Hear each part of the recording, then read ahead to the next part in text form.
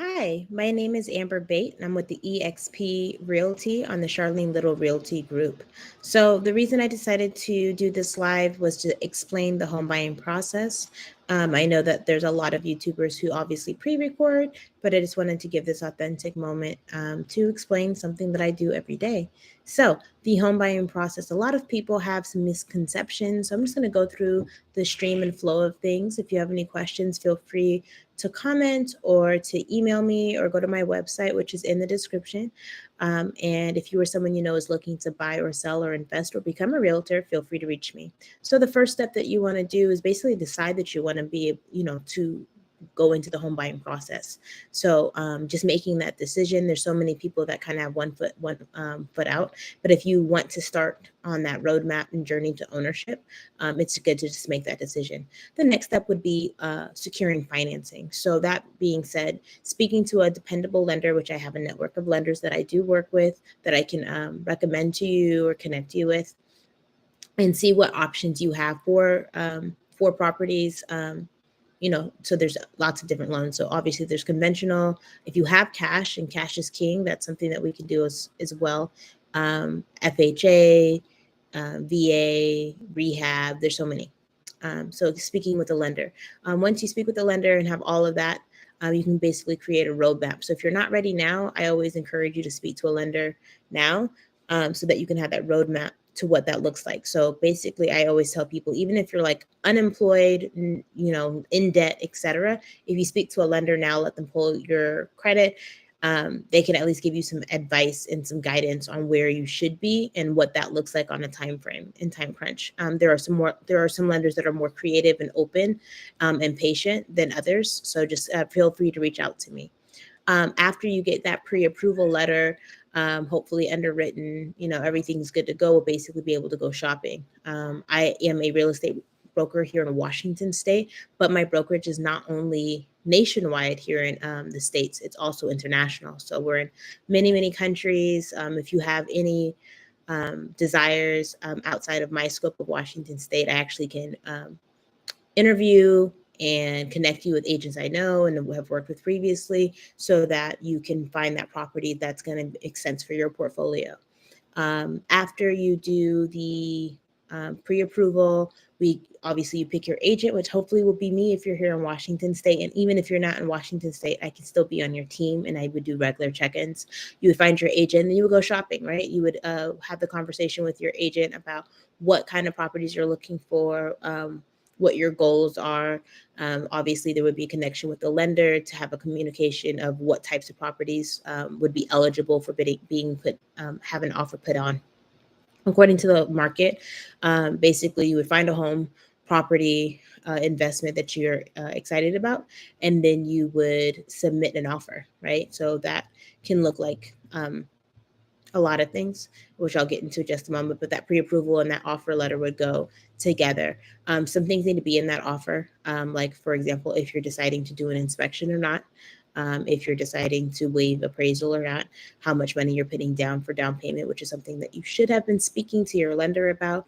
Hopefully, you're also speaking to your lender about closing costs and bottom lines and how much you're going to need to be bringing to the table to be able to close. And then also communicating about making sure that we can actually get this loan closed so you don't fail financing or something like that by opening a brand new credit card or buying a fancy car, or a new dining room set on your credit card when we're trying to get you approved for that loan. So nothing is really final until the keys are in your hand. So the home buying process can take anywhere from a day. Honestly, if it was cash, escrow can get it done really quick, but it's usually about 30 to 45 days according to that offer and the contract that you all sign together.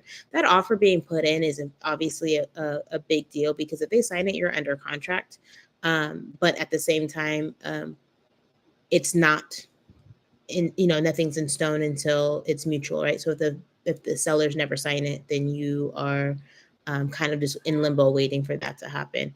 After your offer is submitted and the seller does decide to go with you, if obviously they decided not to go with you, then you would move on to the next property and continue shopping and doing that process. But if they do decide to accept your offer, You all would go back and forth until you're mutual. So both parties have agreed to everything in the contract. That contract is given to an escrow team, so they're also aware of it. And then the first step usually is earnest money. Earnest money is traditionally about 1% of the purchase price. So if say something is $800,000, your earnest money would be $8,000.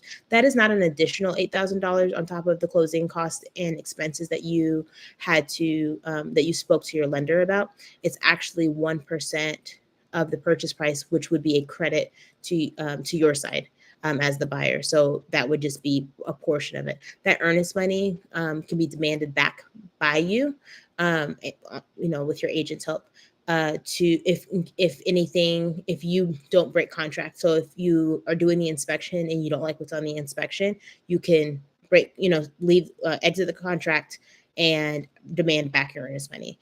If you fail financing and that financing contingency is in your offer, you are able to demand back your earnest money. So it's basically saying, hey, I'm not going to walk away for no reason. Please take the home off the market. I am very interested. I'll get all these things done. But yeah, that's the earnest money. The next step, usually very close after, would be the inspection. I try to get the inspections done actually, honestly, before your earnest money even is due. But the inspection comes. That inspection, usually the inspector is going to get on the roof, is going to go in the attic space, obviously go throughout the house, open doors, check outlets, the integrity of the home, etc. Get under crawl spaces, go through the fence, go over the fence and just double check everything, see if there's a septic. I always encourage a sewer scope. Here in Washington State and Pierce County, if a seller is selling their property, then there has to be a septic pump. And obviously you all can Google that, or maybe I can do a video on that, but you are usually able to be present and get that report, so that if it is a septic. But a sewer scope is important because all that piping and from the house to where it connects to the city is your responsibility as a homeowner. So if it's an older home or if there's a lot of trees, you would want to know how expensive that would be. So it's something but they're also, the inspectors, looking for pest infestations, mold, etc. So they're going to give you a pretty detailed report usually. Please choose your home inspector wisely. Maybe speak to your agent, which would be me, about inspectors they used in the past that they've had good experiences with, so you get a good experience and you feel comfortable and confident.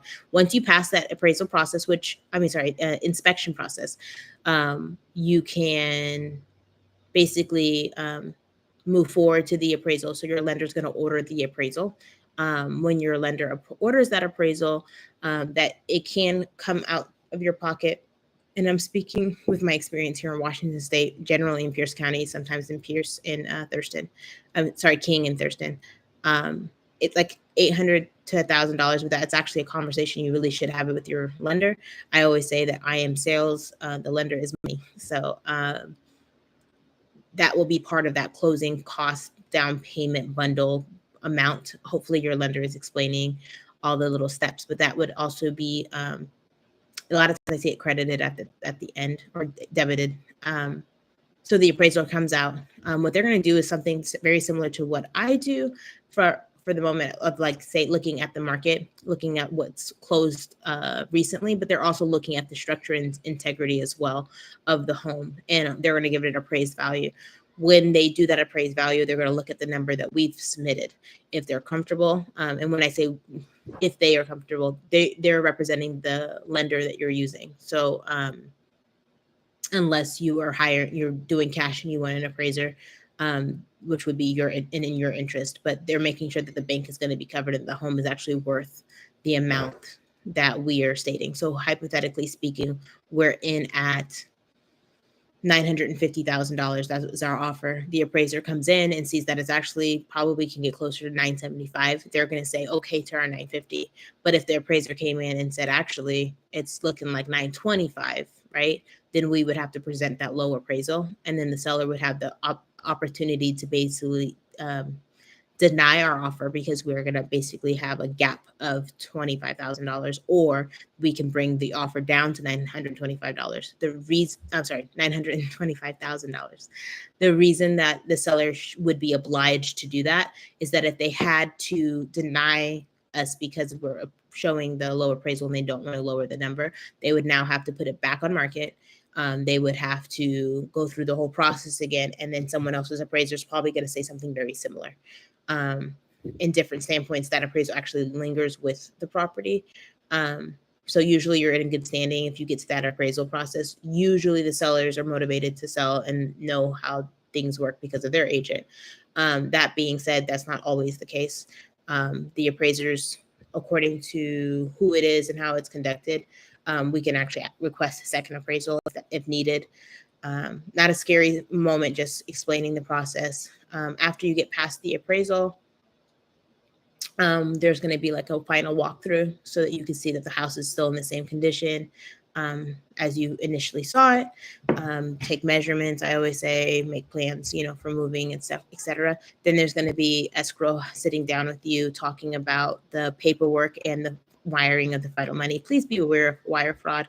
Your agent should be, I would be, making sure that you get some disclosures about wire fraud and some other disclosures about agency and things like that. So you'll basically communicate with escrow, title and escrow, to sit down and schedule your signing. As you're signing, the seller will also schedule their signing. The funds would be wired, and then once the funds are released, it'll be basically clear to close. So the lender, so not only are your down payment funds released, but then it's also funded by the lender.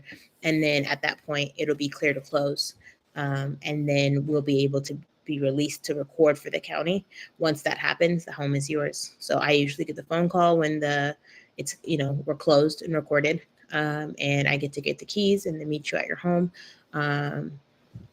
And if you're not here in Washington, I'll FaceTime you or something. So it's a really beautiful experience. It's kind of a lot of like waiting because that's like a 30 to 45 day process. There's a lot of variations that can happen in that process. If you were to go over appraisal for whatever reason in the market that we were in just a year ago. But we could also waive inspections, which I never encourage because I don't like having I want to know everything's done. But for example, if it's a 2022 build, you still might want an inspection just to make sure execution was okay. But if it's a 2005 or 2010, you might not want to or if you know the owners previously, or if you're confident and you're skilled, it's a personal choice to waive inspection. Inspections here in Washington, Pierce County is around like $500 or so. A sewer scope's another $200. So if you want more money in your pocket to be able to do other things, you can also buy a home warranty when you're done just to have some coverage. There is like co-pays and things on that. So I can make another video about that. But that's basically the home buying process in a nutshell. So like I said, going from like if you were unemployed and in debt and everything and you wanted to start today, say you were 2 years out, say you spoke to a financial advisor or a lender or a credit repair specialist, say you start your job tomorrow, or, you start working on this is something that could be in your future. Generational wealth to me is planting seeds and creating shade and creating trees for shade that you will not feel yourself. So the reason I did this was for my babies. I love the wealth building process. I love the fact that I can leverage my commissions to be able to put myself in a position to buy real estate and own a part of this great country. Again, EXP is not only here in Washington, it's nationwide and also international. So if you or someone you know is looking to buy, sell, invest, rent, anything, or even becoming an agent, please feel free to reach out to me. Again, my name is Amber Bates. I'm on the Charlene Little Realty team of EXP Realty. So yeah, give me a call, 253-330-2645.